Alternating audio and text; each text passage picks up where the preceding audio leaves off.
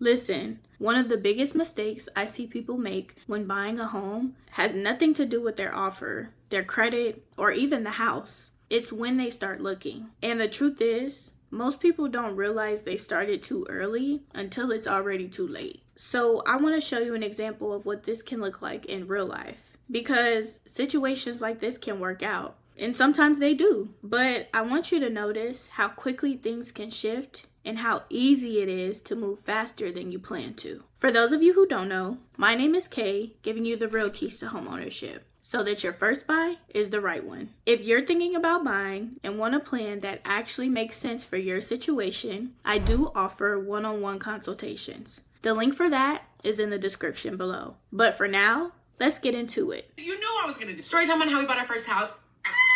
Okay, so back in July, I created this video of my husband and I going to go look at some homes that I've been looking at online for a long time. We had no intention of buying a house until the following year, but we went to go look at it just so we can get an idea to see if what we liked online was actually what we liked in person. We went to go view this home on a Sunday in July. 7 days later, we put the deposit down and that house was ours. Praise the Lord, praise the Lord. So from point A, going to go look at that house, to point B, to point two, to point B, to point two. After going to go look at the house, I'm not gonna lie, I was completely sold. Based on the model and based on what we saw, I was done. I didn't need to see anything else. Is that crazy? I don't know, but my husband didn't think so. That week before we made our decision, I went back to go look at that house and ask more questions 3 different times. So here's the kicker. Here's like the really cool part. The following Sunday, I was throwing a party for my husband's 30th birthday because my man turned 30. He was like, I'm gonna go look at the house, ask some more questions. Why I set up for the party because I didn't want him to be there for the setup.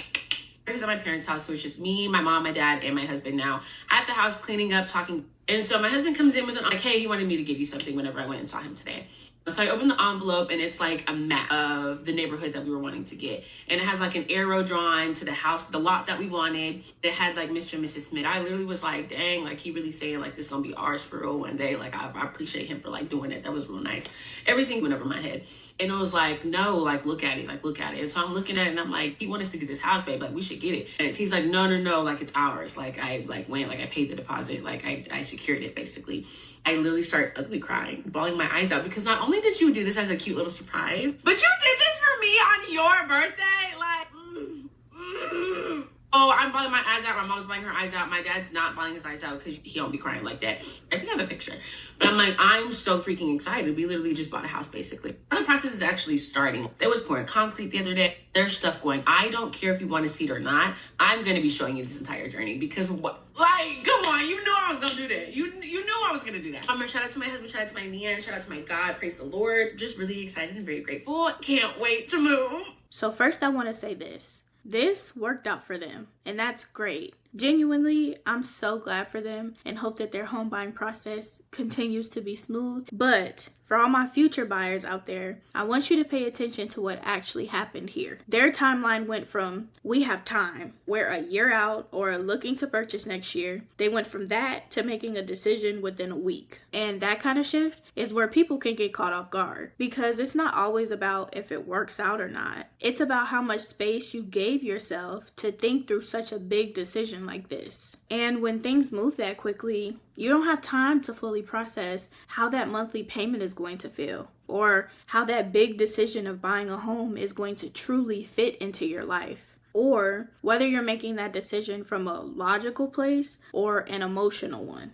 And again, this isn't me saying don't do this. It's more of me saying, be careful when your timeline starts speeding up on you. Because when you go from I'm just looking to I'm about to sign that quickly, you're not really giving yourself room to breathe. And what people don't realize is that not being ready is not just this big obvious red flag. Most times, it's a lot more subtle than that. It can look like you kind of know what you want, but you haven't really sat down to look at the numbers to see what you can handle from month to month. Or maybe life still feels up in the air, whether that's your income, your plans, or just where you are mentally with making a big decision like this. So if you're working from that mindset, or that's where you currently are, and you still choose to move forward, that's usually when people start saying things like, okay, this is happening really fast, even if everything looks good on paper. And that's the important part that I want you to catch. Because again, it's not about whether it works out in the end. It's about how intentional you were while making that decision. I've seen people walk into a house, fall in love with it almost instantly. And then they get back home, sit down, talk with their lender, run their numbers, and realize that that home is more than they can afford. And now they're stuck in this weird space where they're either trying to make it work or they have to let go of something that they've already gotten attached to. And that's why I always say the mistake usually doesn't start when you submit that offer. It really begins earlier than that, when you start looking at homes before you're fully ready. This is where a lot of people get tripped up because they don't have anything grounding those decisions just yet. Everything happening is based on what feels good in the moment instead of what actually makes sense for the long term. And let me tell you, if you didn't know it already, it's super easy to make decisions based on what you like as opposed to what actually makes sense. Let me show you what I mean. Real estate story time on how one of my clients got pre-approved to buy a home by 2 different lenders on the exact same day, and one of the pre-approval letters came in at $500,000, and then the second one immediately came after at $350,000. Now, I actually met this client online. She reached out to me after following my content for some time. I told her to get pre-approved by a few lenders so that she can find who gives her the best deal, the best service, the best rate, the best programs. She came back to me and gave me 2 pre-approval letters, and one was at $500 and one was at $350. And I'm gonna tell you exactly why that happened. A lot of home buyers end up in this situation and they don't even know it because they don't ask their lender the right questions. I told her to tell her lender that she had a certain monthly payment boundary that no matter what she can afford or no matter what we fell in love with, we would stick to this certain monthly payment. So I told her specifically to tell this lender, which is my preferred lender. But like I said, I told her to do her own due diligence and get pre-approved with other outside lenders. But tell this one that you not playing about this monthly payment, which is really smart. I encourage all my buyers to do this. And tell him to pre-approve you with all of your financial information and get a pre-approval letter that caps at the monthly payment that she wants to stay at. And come to find out that the math currently kind of sits at around a $350,000 purchase price. Obviously, this can change as interest rates change or if she wants to put a little bit more down. However, again, that's the power in making sure that you have clear communication with your lender and you do not let them pre-approve you at the very, very, very top of your budget. Now, this part right here, this step tends to get overlooked all the time. But it's really important that you don't skip this because this is what's going to ground all of your decisions throughout your home buying process. Without it, the process can start to feel very stressful and it can get overwhelming very quickly, especially for my first-time home buyers. Because getting pre-approved will tell you what a lender is willing to approve you for. But it doesn't tell you what that number is going to feel like in your actual day-to-day life. And those two things can and are very different. I just did a video on this a couple of days ago. It's more important that you find what your comfort number is and go from that when you're looking at homes, because that's what you can actually afford and not just the number that your lender told you that's what you can buy up to. I preach this all the time. Just because you can get approved for a certain payment doesn't mean that that payment automatically can still fit comfortably into your life in a way that still allows you to breathe a little. Because with that new payment, you still have your normal expenses, your routines, other things that may come up,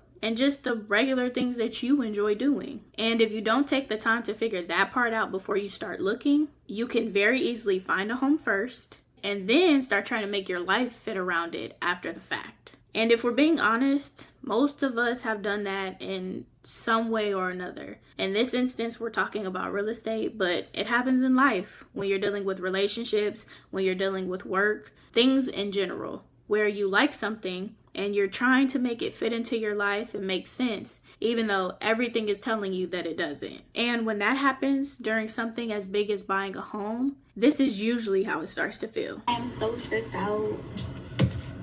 I just paid my earnest money. And I keep going on TikTok, seeing all this stuff about the underwriting process. And I'm just so stressed out. I thought I was stressed out waiting on pregnancy test results. Baby, this tops the cake. Because what are they going to look for? What are they going to find? What questions will they ask? I cannot stop asking. Like, I keep beating myself up. I'm so nervous. Like, I'm so nervous. I just want this so bad. Like, I want it so bad.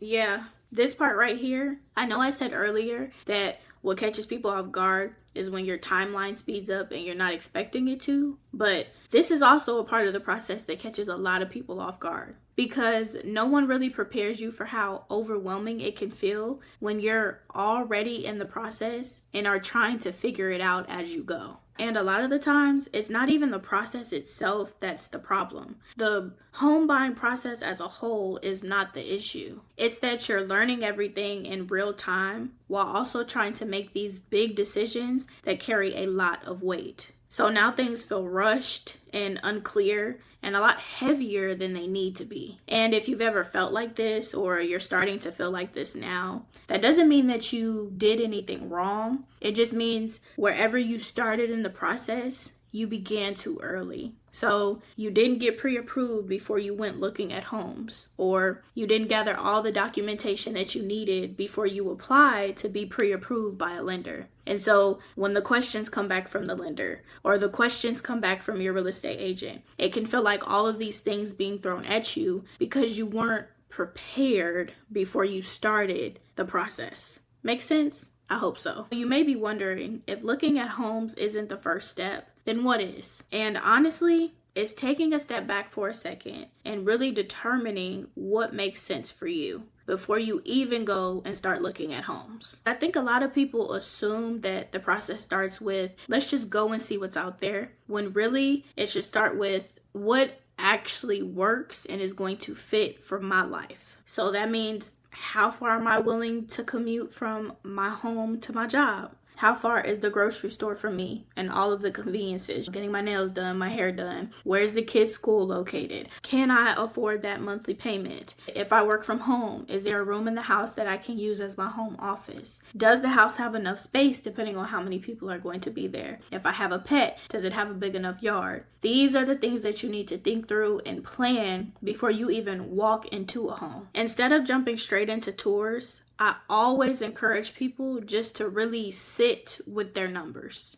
and not in a stressful way, but just to be honest with yourself about what you can actually afford from month to month without feeling so stretched. Because as we all know, there's a difference between qualifying for something and actually being able to live with it. And that also means looking at the full situation and not just your mortgage, your regular bills, your habits, the way you like to live day to day. All of that matters more than people even know. Once you're in that home, those things don't just go away. They exist alongside that new house payment that you've added. And then from there, it's really just about having some sort of plan before you get out and start looking. Nothing complicated, just clear enough for you to walk into homes and not feel like you're guessing. You know that you're touring homes that you will be able to pay for comfortably. They have everything that you need and maybe even a little bit of what you want, because you already have a sense of what works for you and what will not. So when you walk into a home, it's not